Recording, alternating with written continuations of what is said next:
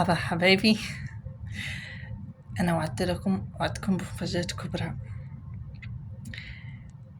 أنا قريبا أعتنق المسيحية أو اليهودية.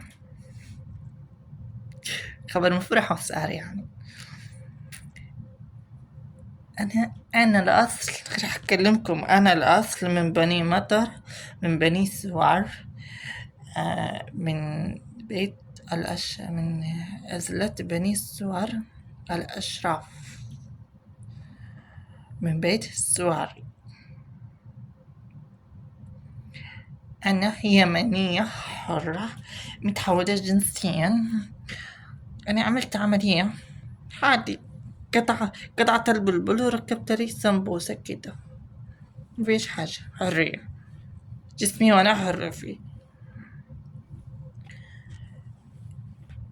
يعني أنا صراحة أنا غيورة قوي، وأنا أصلا كده أنا متزوجة.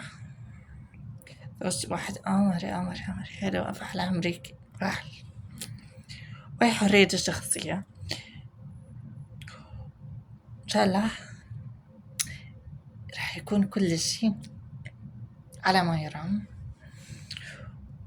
واللي بيتكلموا يقولوا لك وادعي انه من بني مطر، وادعي انه انا قلت الحقيقة، انا قلت حاجة ضفتوا من جيبي.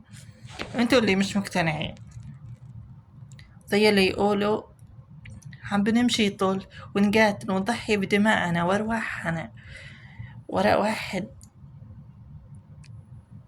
أعظم أخس من الكلب، ورا الجاي تبعكم هذا عبد الملك الشرموطة مش عارف ازاي، يعني بده يمشوا وراه في الأخير يتضح إنه يهودي.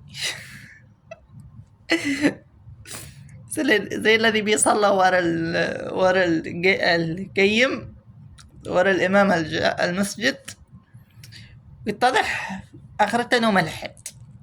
شوفوا هاي نتيجتكم.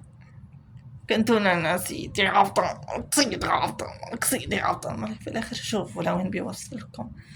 لو كان هذا الذي انتم، يعني أنا صراحة ما تنقدرش إن أنا أتكلم اسمه، يعني ما قدرش إن أنا ألفظ اسم واحد نجس، إني راح أتنجس صراحة.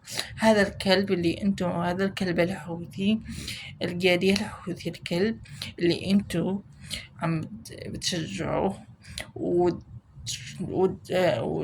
وضحوا كل شيء من